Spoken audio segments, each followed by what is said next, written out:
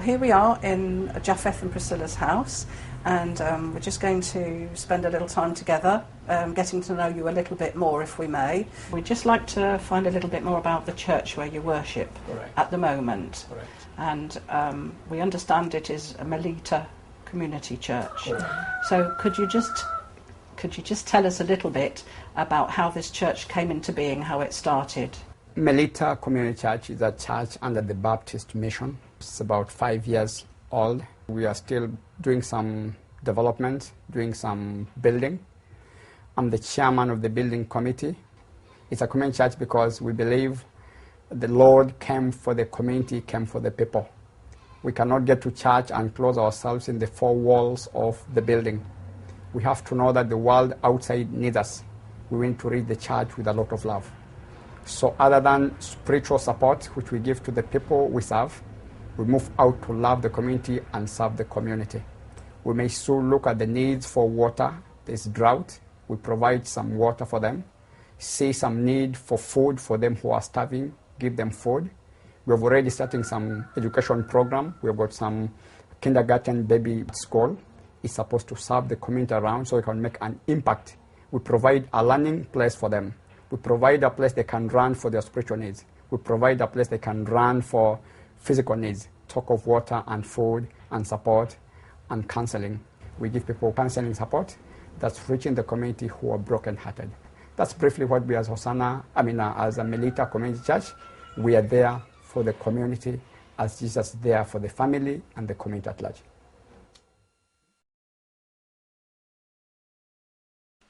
I want to thank you because of what you are doing in our school.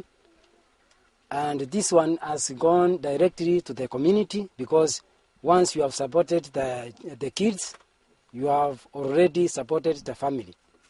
That is why we started this school here.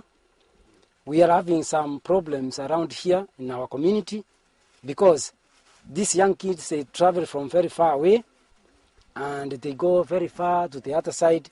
The school, the primary school is another side, and there is a hand of the ocean which is going this way.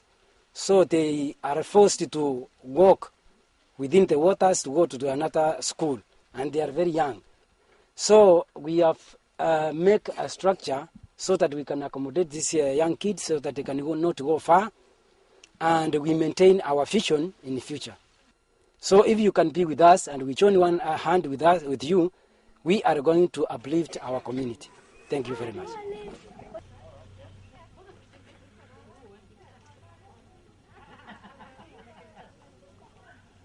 As you see, the tables and chairs here, they've been actually bought with money being sent from England, from all the people that I know in Whitney that have all donated money for the children. Fiona is in the front there giving them all a little story. They're all sitting very good and very quiet and they look very happy. Soon they'll be able to use their tables.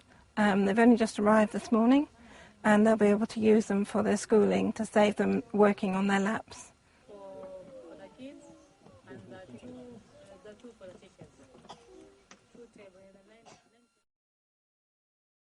Amongst other things, you mentioned that there is a problem in your church with HIV, AIDS, and this must be very distressing for everybody.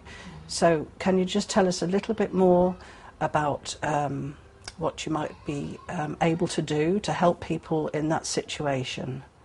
HIV group that we have in our church, most of them we counsel them, and also we provide some skills so that they can be safe, even to stay without infecting one another. Also, we teach them to eat good food. We teach them to work with their own hands. But some of them, they are very weak, so we cannot force them to do hard work. So if somebody comes, she or he needs a help, we provide something so that he can benefit from us. We tell them that it's a time that to accept themselves, because without acceptance they could die very soon, and also to have faith in God. And most of the time we have some prayers with them, we fast, and we tell them about the love of God to them so that they cannot have so many thoughts in their minds that this is a killer disease. They say you should trust upon the Lord. So as we continue teaching them, we see them being stronger and stronger, and we see them testifying about the goodness of God in their lives. There's a man who came to us just yesterday. He was not saved, furthermore he was a Muslim. But through the testimony of the wife, he went to the church and he got saved. And I thank God because Japheth was there to hear whatever is happening to him. He said, God has a purpose in my life, because he was down and he cannot talk, he cannot do anything. But at the time we went there and we supported him and we talked to him and we tell him about God, he said, okay, the time will come. But the time he was up, he went to the church and got saved. So through that we are seeing the love of God to these people. And because he was a Muslim, now he has accepted the Lord as his personal savior. So we are seeing through that God is is increasing the number, and we have a support to pray for one another. When we were visiting you last year, you kindly took us to an orphanage, and there we met a young girl who was deaf. Her name was Milka, and obviously a whole year has gone by since then. So could you give us an update on what's happening with Milka? When we met Milka and the suggestion came that we could bring her on board and support her, what we're able to do is through our doctor in Hossana, Kenya, Jeremiah is a very good man of God, very faithful.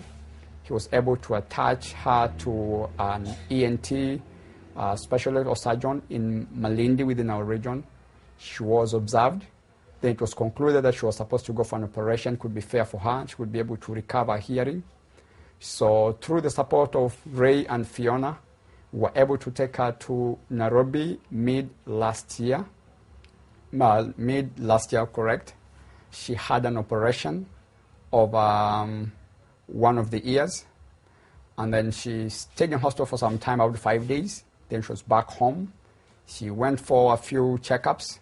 Then she's remained under our close supervision, especially me.